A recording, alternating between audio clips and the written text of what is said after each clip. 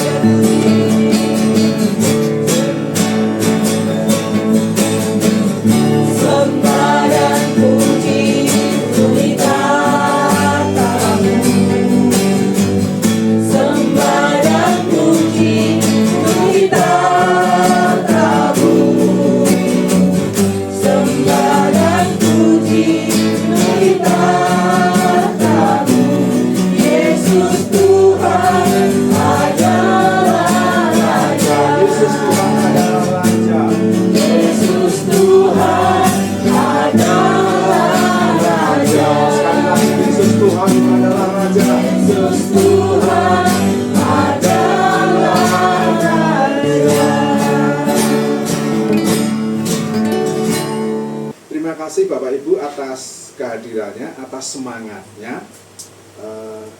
Terima kasih juga Mas Wahyu yang mau nyoteng-nyoteng bikin konten Bapak Ibu. Ya, seberapa yang bisa kita lakukan. Ini bukan kita gagah-gagahan, tidak. Ini karena kita ingin maju di dalam Tuhan. Amin Bapak Ibu. Jadi tidak ada yang sempurna. Ya, kita semua tidak ada yang sempurna. Tetapi Bapak Ibu, ketika kita melakukan segala sesuatu untuk Tuhan dengan segenap hati, segenap jiwa. Tuhan berkenan kepada kita. Jadi jangan sampai kita itu minder ya. Aku melayani Tuhan, ora iso, tidak ada. Tuhan tidak melihat kepandaian kita.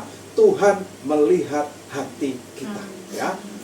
Karena apa Bapak Ibu? Datang kepada Tuhan itu bukan karena suasana yang enak, bukan karena pemain musik yang hebat, bukan karena studio yang bagus, bukan karena pimpin pujian yang hebat, tetapi karena kita beriman kepada Tuhan.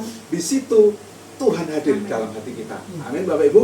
Jadi abaikan kalau ada orang yang ngenyek dan lain sebagainya, mungkin wah kurang itu, kurang ini, tidak apa-apa. Kita harus menunjukkan bahwa kita sungguh-sungguh di dalam Tuhan. Amin Bapak Ibu. Ya, Bapak Ibu yang dikasih Tuhan pada sore hari ini, ya, pada sore hari ini saya akan bicara tentang saling mendoakan. Nah, Bapak Ibu, kata saling mendoakan itu artinya bukan cuma satu arah, ya. Kalau saya mendoakan Bapak Ibu jemaat di Boyolali, Bapak Ibu juga harus mendoakan saya. Itu namanya saling mendoakan. Saling. Kalau suami mendoakan istri, istri juga mendoakan suami, ya. Kalau orang tua mendoakan anak, anak harus mendoakan orang tua. Itu adalah saling. Jadi sangat penting bagi kita setiap orang percaya bahwa di dalam berdoa kita harus saling mendoakan, karena kekuatan kita sebenarnya ada di dalam doa, ya. Tanpa doa Bapak Ibu Saudara yang dikasih Tuhan, kita bagaikan orang buta yang ingin menyelesaikan masalah, ya. Menyelesaikan masalah, dia tidak tahu merah, hijau, kuning, kelabu, tidak tahu. Dia hanya bisa meraba-raba, mengira-ira. Tetapi orang yang mau berdoa, Tuhan akan memimpin hidupnya sehingga dia tahu saya harus bagaimana. Ya, amin Bapak Ibu.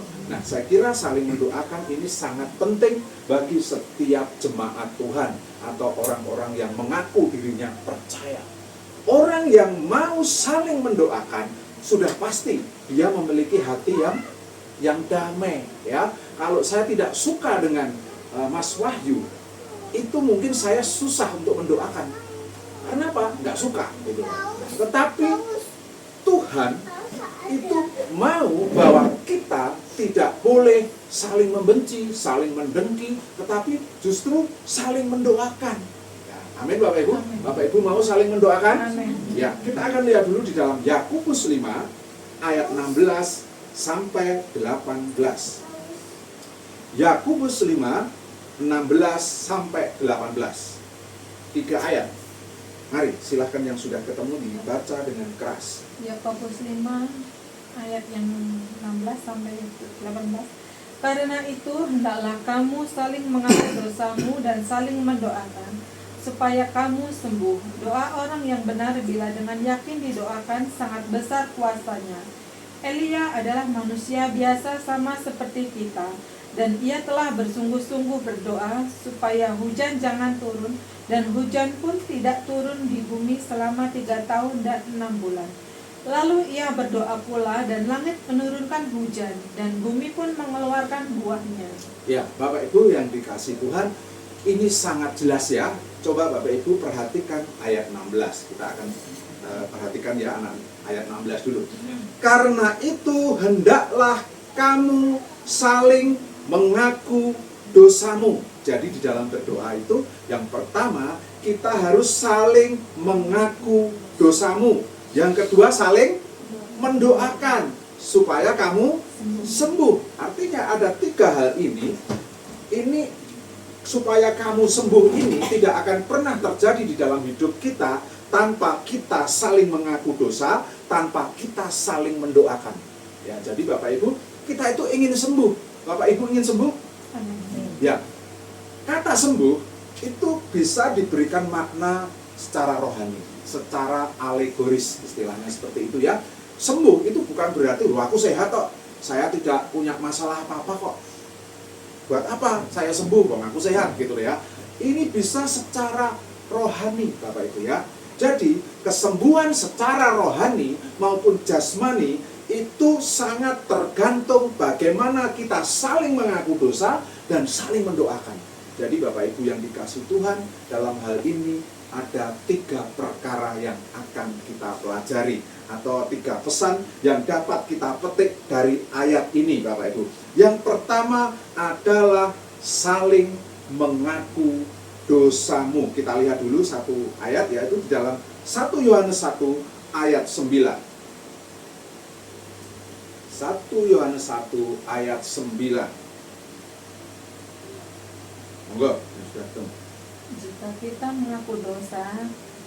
mengaku dosa kita, maka Ia adalah setia dan adil, sehingga Ia akan mengampuni segala dosa kita dan menyucikan kita dari segala kejahatan.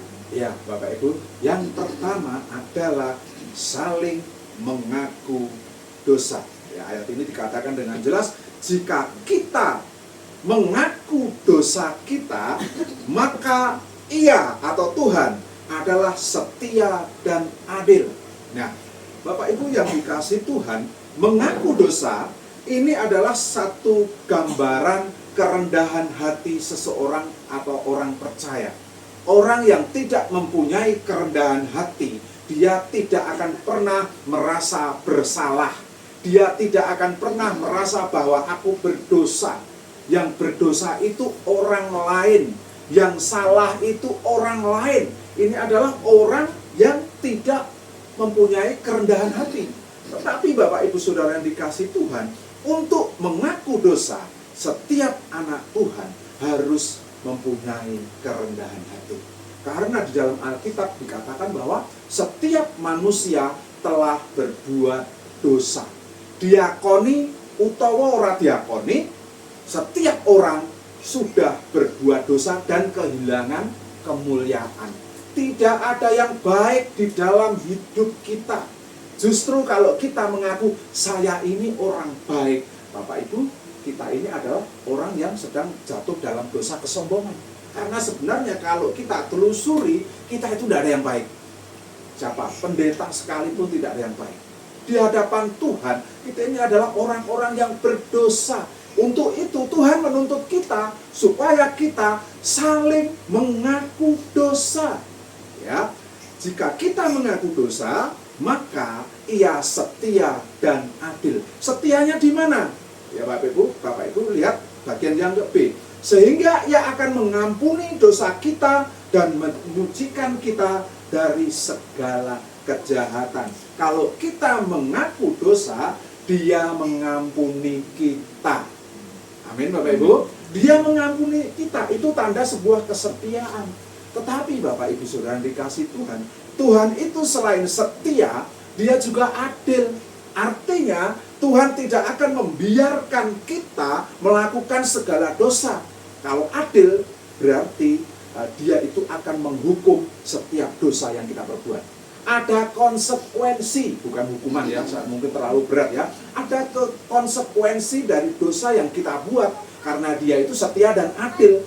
Kalau Dia cuma setia dan tidak adil, ya enak menurut kita, Bapak Ibu, iso sakarpe, dosane sakarpe, tetapi Tuhan langsung ngampuni. Kalau habis berbuat dosa, minta ampun, selesai. Habis berdosa, minta ampun, selesai. Tidak seperti itu. Memang kita diampuni oleh Tuhan, tetapi Dia adil. Jadi setiap dosa yang kita perbuat, itu akan mendatangkan konsekuensi. Konsekuensi itu mendatangkan akibat. Ya, kalau tidak ada akibatnya, Bapak Ibu, kita tidak akan pernah kapok berbuat dosa. Coba Bapak Ibu, berapa kali Tuhan memberikan kemurahan di dalam hidup kita? Berapa kali kita berdosa sama Tuhan, tapi belum dihukum? Tuhan masih beri kesempatan untuk kamu balik, gitu loh ya. Jangan sampai Tuhan murka. Jangan sampai Tuhan memberikan penghukuman. Sebenarnya kita sudah dikasih kelonggaran sama Tuhan. Tetapi banyak anak-anak Tuhan itu menjadi anak Tuhan yang ya semau gue, ya. Apa-apa buktinya aku berdosa, yo ora enak apa-apa. Buktinya saya korupsi, yo ora kecekel. Buktinya aku selingkuh, yo ora apa-apa. Bapak Ibu. Nah, memang saya percaya karena Tuhan adil, setiap perbuatan kita pasti akan akibatnya di depan. Cuma belum waktunya saja. Jadi jangan pelihara dosa. Amin Bapak Ibu. Dosa itu jangan dipelihara, termasuk dosa kebencian. Nah, ini bahaya Bapak Ibu. Mungkin kita tidak berbuat jahat, kita tidak korupsi, kita baik-baik saja, ya. Kita tidak berzina, kita tidak selingkuh, kita tidak mencuri dan lain sebagainya. Tetapi kita membenci orang lain. Ini sebuah dosa yang kelihatannya tidak apa-apa, tetapi ini dampaknya berat sekali Bapak Ibu, ya. Hampir semua orang yang meninggalkan Tuhan, akarnya adalah sebuah kebencian. Nah, jadi Bapak Ibu, kalau kita punya masalah dengan orang lain, masalah dengan saudara-saudara seiman, jangan sungkan-sungkan kita mengadakan perdamaian, ya. Meskipun berat, aku rasalah kok njaluk ngapura, yo sorry ye, gitu ya. Sorry kata Pak Prabowo, ya. Sorry ye. Tetapi Tuhan tidak ngomong gitu.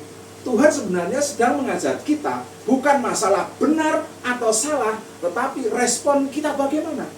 Nah, saya juga diuji hal semacam ini Bapak Ibu. Bukan berarti cuma Bapak Ibu yang diuji, saya juga terlebih dulu diuji dengan orang-orang, saudara-saudara seiman yang benar-benar sepertinya itu menjadi toksik, ya, menjadi racun dalam sebuah hubungan istilahnya dalam ibadah kita. Tetapi Bapak Ibu, kita juga harus mengasihi orang itu. Bagaimanapun juga dia adalah anak-anak tebusan, ya. Dia juga darah Kristus juga berlaku untuk orang seperti itu. Waktu Tuhan Yesus disalib, dia berdoanya bagaimana? Tuhan, ampunilah mereka karena mereka tidak tahu apa yang mereka perbuat. Banyak orang tidak menyadari kalau perkataannya melukai orang lain. Banyak orang tidak menyadari kalau perbuatannya membuat rugi orang lain. Mungkin mencemarkan nama baik. Itu banyak sekali terjadi. Bukan cuma di tempat kita, tetapi di banyak tempat. Gereja-gereja itu pecah gara-gara model kayak gini Bapak Ibu. Jadi ada kubu-kubu nanti akhirnya. Nah, tapi Bapak Ibu bersyukur di tempat kita yang masih kecil ini, Tuhan langsung didik kita dengan cara seperti itu. Tapi yang perlu kita lakukan adalah kita harus mengampuni orang itu. Kita harus mengampuni orang yang bersalah kepada kita. Toh kita juga tidak sempurna. Toh kita juga pernah menyakiti orang lain tanpa sadar, sengaja atau tidak sengaja. Jadi Bapak Ibu Saudara yang kasih Tuhan, kita memang harus saling mengaku dosa. Jika kita saling mengaku dosa, Bapak Ibu, maka Tuhan itu setia dan adil. Pasti Tuhan mengampuni kita dan pasti Tuhan memulihkan hubungan kita. Amin. Ya, Bapak Ibu, sudah menjadi rahasia umum sesuatu yang terjadi di tempat kita. Saudara kita mau mundur ya. Kemarin saya datang ke rumah beliau dan saya sudah menyelesaikan. Dan saya minta maaf. Selama saya itu melayani Bapak Ibu, saya mungkin banyak kesalahan dan kekurangan. Mungkin tutur kata saya kurang sopan dan lain sebagainya. Apa yang membuat orang lain itu mungkin kecewa dengan saya minta maaf. Tetapi Bapak Ibu Saudara yang dikasihi Tuhan, permintaan maaf saya ini memang sungguh-sungguh dari dasar hati. Jadi saya menganggap semua peristiwa ini sudah selesai dan tidak perlu dibicarakan lagi karena beliau juga sudah minta maaf. Jadi sudah sama-sama minta maaf. Artinya kalau sudah melakukan sama-sama minta maaf, artinya apa? Masalahnya sudah selesai. Banyak orang memberikan pemaafan yang semu. Aku sudah memaafkan, tapi aku rasudi ndelok rupane. Ada yang kayak gitu pernah dengar? Ora sudi ndelok dapurane. Gua tambah kasar lagi ya. Ndelok rupane mburuhke. Ya, anyel ketemu muntah, tapi mulutnya ngomong aku sudah memaafkan. Nah, ini sangat membohongi diri kita sendiri dan Tuhan. Tetapi pada sore hari ini kita belajar bagaimana kita mengaku dosa, belajar rendah hati. Jadi kita harus memaafkan orang lain, bahkan bila mana perlu kita minta maaf. Nah, ini bukan perkara mudah Bapak Ibu ya, tetapi suka nggak suka kita juga harus melakukan hal itu. Minta maaf itu bukan ngelulu Bapak Ibu. Yo, aku sing salah, wes takoni, aku wong elek gitu. Itu namanya ngelulu. ya, majas ironi. Sebenarnya dia nggak terima, tetapi dia ngomongnya dibalik, ya. Itu tidak seperti itu. Minta maaf ya minta maaf, gitu ya. Ya wes, aku sing salah, tidak kata nganggo ya wes dan lain sebagainya. Minta maaf, selesai. Ya. Nah, kenapa ini agak lama? Karena saya menunggu momen yang bagus. Momennya Lebaran, ya. Kalau saudara kita minal aidin wal faidin, kita harus melakukan hal yang sama. Minal aidin wal faidin. Ya, mohon maaf lahir batin. Bukan mohon maaf lahir tok, bukan. Kalau mohon maaf lahir tok, begitu kita ingat, kita masih anyel. Coba Bapak Ibu, kalau disakiti orang, nek kelingan cek nesura, Bapak Ibu. Kalau masih nesu, isih anyel, berarti Bapak Ibu belum mengampuni. Belum mengaku dosa di hadapan Tuhan. Ya, karena membenci orang itu dosa. Membenci orang itu tidak baik dan Tuhan tidak berkenan. Kita harus mengasihi, karena brand orang Kristen adalah mengasihi, saling mengasihi. Tetapi ketika kita membenci saudara kita dengan alasan apapun, kita sedang tidak berkenan kepada Tuhan. Jadi Bapak Ibu, periksa hati kita. Mungkin ada orang yang menyakiti kita. Sulit ya, ibu-ibu yang nyun sewu ya. Saya dengar kesaksian yang pernah gagal dalam rumah tangga, ya. Itu kadang-kadang hatinya belum mengampuni sama mantan-mantan gitu ya. Hati-hati Bapak Ibu. Anak muda yang putus dari pacarnya, dia itu juga kadang-kadang nggak bisa ngampuni. Karena apa? Kalau kelingan dia anyel, ujuk menromprok, Bapak Ibu, yang ujuk nesu. Nah, ini tidak boleh kita lakukan. Hidup kita itu bukan masa lalu. Hidup kita itu masa ini. Sekarang ini sikap kita bagaimana? Jadi Bapak Ibu harus benar-benar mengaku dosa di hadapan Tuhan dan memberikan maaf kepada orang lain. Amin Bapak Ibu. Karena kita juga nggak sempurna. Jadi jika kita mengaku dosa, maka dia adalah setia dan adil. Jika kita tidak pernah mengaku dosa, itu akan menghantui kita semua. Ya, dosa itu akan menghantui kita. Maka dari itu yang pertama yang harus kita lakukan adalah saling mengaku dosa. Ya, itu yang pertama. Sekarang bagian yang kedua. Bagian yang kedua adalah apa Bapak Ibu? Dan saling mendoakan. Nah, orang yang mau mendoakan pasti hatinya sudah beres. Bapak Ibu punya seseorang yang untuk dikasihi, berani berdoa untuk orang itu? Berani ya. Tapi perasaan kita bagaimana kalau ketemu?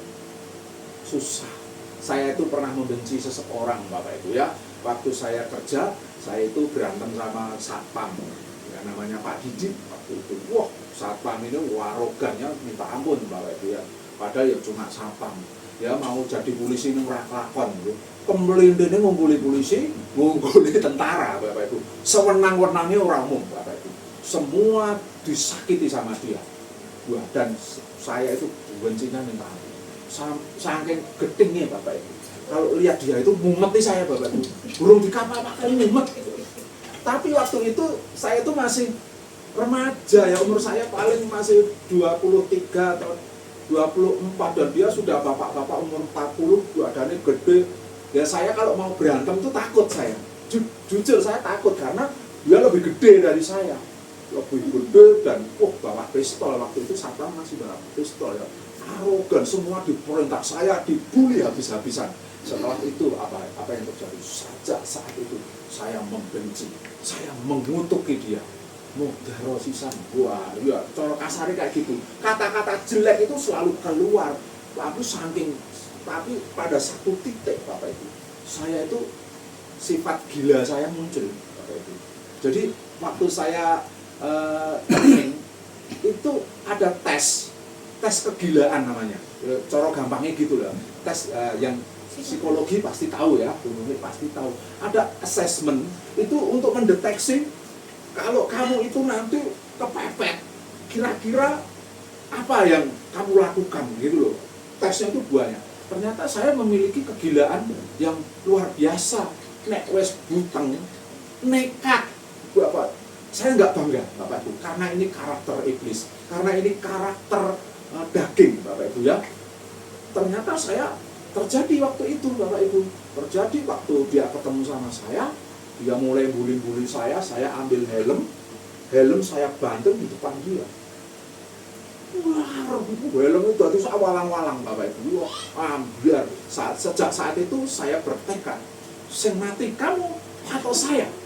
Wah, tapi apa yang terjadi Bapak Ibu? Setelah saya melakukan itu, 3 hari 3 malam saya tidak bisa tidur. Welingan, anyel. Tapi puji Tuhan, setelah lama saya mengampuni Bapak Ibu, ternyata hubungan itu dipulihkan. Ya, dia itu nggak kayak dulu, dia baik, malah sering jajak nih saya, bang, mangan sate yuk, ngono, serapopo, yuk, duit ora, jajak nih, langsung, mulai dipulihkan Bapak Ibu. Kenapa? Karena saya melepaskan pengampunan. Ketika orang melepaskan pengampunan, bahkan ketika saya bisa melepaskan pengampunan, saya bisa mendoakannya. Nah, jadi di sini kata saling mendoakan itu tidak mungkin terjadi ketika kita tidak pernah melepaskan pengampunan. Jadi Bapak Ibu, hari ini kita ada perjamuan kudus, kita jangan ambil kalau kita belum mengampuni. Karena ini akan menjadi kutuk. Putuskan dari sekarang, Tuhan aku mau mengampuni. Kalau belum mengampuni saat ini, jangan lakukan. Karena kita akan berdosa. Ya, itu. Jadi yang kedua adalah saling mendoakan. Sangat baik kalau jemaat ini saling mendoakan, saling menguatkan. Itu. Terus yang ketiga itu supaya kamu sembuh. Ya, kesembuhan itu erat hubungannya dengan pengakuan dosa dan saling mendoakan. Tadi sudah saya singgung. Bapak Ibu, banyak anak-anak Tuhan mengalami sakit karena dia menyimpan akar pahit. Ya, sakit hatinya. Orang yang menyimpan terus-terusan akar pahit, lama-lama dia stres. Kalau orang stres, lama-lama dia sakit, imunnya hilang. Ya, hormon-hormonnya itu jadi hormon kortisol. Ya, di mana hormon itu hormon yang membuat kita itu sakit, stres Bapak Ibu ya. Ya, ini terjadi ketika kita menyimpan kesalahan orang lain. Saya menghimbau Bapak Ibu Saudara yang dikasihi Tuhan, apapun yang menimpa hidup kita, jangan pernah simpan kesalahan itu. Karena apa Bapak Ibu? Tanpa saling mengaku dosa dan tanpa saling mendoakan, kesembuhan tidak akan terjadi. Baik kesembuhan jasmani maupun kesembuhan rohani. Amin Bapak Ibu. Jadi ada 3 hal ini yang harus kita lakukan. Yang pertama adalah saling mengaku dosamu. Kita tidak ada yang sempurna. Yang kedua, saling mendoakan siapapun orang itu. Kalau kita mendoakan, pasti kita sudah mengampuni. Yang ketiga, supaya kita sembuh. Kata sembuh ini adalah mendapat mukjizat dari Tuhan. Amin Bapak Ibu. Jadi jangan pernah simpan kesalahan orang lain. Malam hari ini mengaku dosa di hadapan Tuhan. Ya, amin Bapak Ibu. Ya, saya kira firman Tuhan tidak panjang, tetapi saya percaya 3 hal ini akan memberkati kita. Yuk kita akan menyanyikan satu lagu, Jadikan Bejana. Itu lagu kesukaan saya Bapak Ibu ya. Jadikan bejana. Nah, itu pertamanya gimana Mas Wahyu? Bagaikan bejana. Ya. Kita adalah bejana-bejana Tuhan yang sedang dibentuk Tuhan dengan masalah-masalah hidup yang sangat berat. Jadi kita harus tunduk kepada Tuhan supaya Tuhan menjadikan hidup kita menjadi bejana yang berguna bagi kemuliaan Tuhan. Kita akan bangkit berdiri. Kita akan nyanyikan satu lagu, Bagaikan Bejana Siap Dibentuk. Kita akan bangkit berdiri Bapak Ibu, sambil perjamuan kudus akan dibagikan.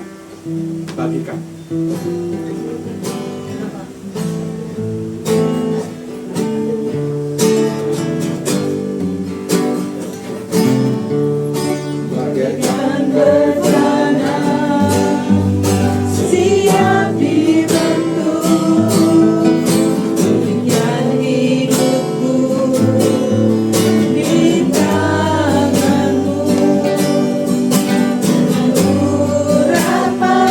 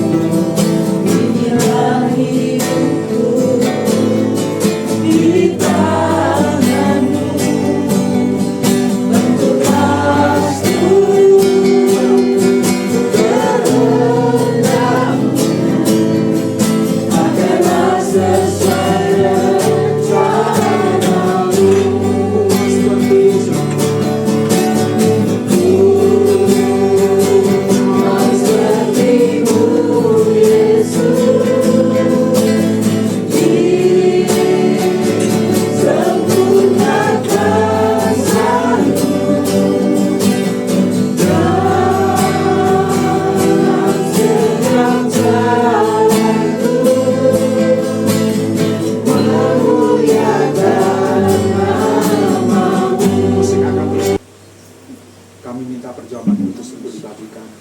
Sambil Bapak Ibu terus merenung, biarkan Tuhan berbicara hati kita. Jika sekiranya ada sesuatu yang perlu kita lepaskan, segala pengampunan lakukan. Karena ini perintah Tuhan, bukan perintah saya. Ini perintah Tuhan. Kita harus melepaskan pengampunan. Kita harus mengaku dosa, apapun dosa kita, sekecil apapun, sebesar apapun, sememalukan apapun, akui di hadapan Tuhan. Karena Dia peduli. Terus merenung kebaikan Tuhan. Karena Tuhan begitu baik bagi kita. Tuhan mengasihi kita. Tuhan masih memberi kesempatan kepada kita untuk kita memuji, menyembah Tuhan. Untuk itu saudara yang dikasihi Tuhan, marilah kita terus mengoreksi hati kita. Kita akan menyembah Dia dan Tuhan berkenan atas penyembahan kita. Terus Bapak Ibu, jika Bapak Ibu perlu berdoa secara pribadi, berdoalah sekarang sambil perjamuan kudus dibagikan.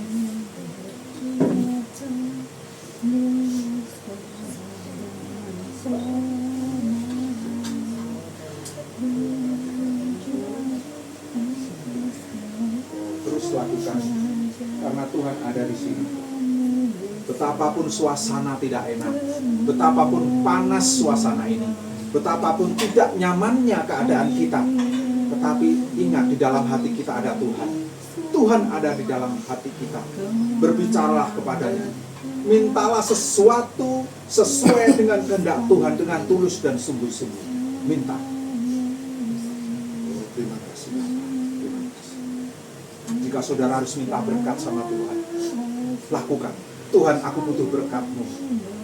Tetapi Bapak Ibu harus melepaskan pengampunan. Bapak Ibu harus saling mengaku dosa. Bapak Ibu harus saling mendoakan. Mintalah apa saja. Jika itu berkenan kepada Tuhan, pasti Tuhan akan mengabulkannya. Saudara yang dikasihi Tuhan, di depan kita ada perjamuan kudus. Sebelum kita akan memakan tubuh dan darah Yesus, saya akan sampaikan firman Tuhan sebagai peringatan akan kasih Tuhan di dalam hidup kita. Mari kita akan angkat roti tinggi dari kepala kita. Saya akan bacakan. Sebab apa yang kuteruskan kepadamu telah aku perbuat, telah aku terima dari Tuhan, yaitu bahwa Tuhan Yesus pada malam waktu Ia diserahkan, Ia mengambil roti, dan sesudah itu Ia mengucap syukur atasnya.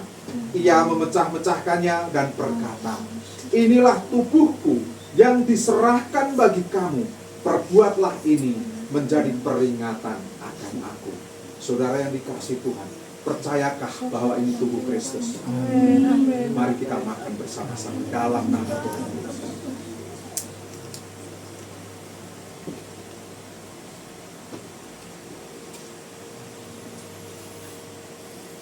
Mari kita angkat cawan lebih tinggi dari kepala kita.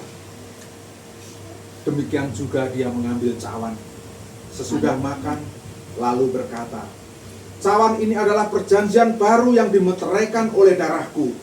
Perbuatlah ini setiap kali kamu meminumnya menjadi peringatan akan aku. Saudara yang dikasihi Tuhan, melalui tubuh dan darah Yesus yang mati di atas kayu salib, Tuhan sedang mengungkapkan cinta kasih-Nya kepada kita. Apakah saudara percaya bahwa cawan ini adalah darah Yesus yang menyucikan hidup kita, yang menguduskan kita, yang menjadi kekuatan bagi kita? Mari kita minum bersama-sama dalam nama Tuhan kita.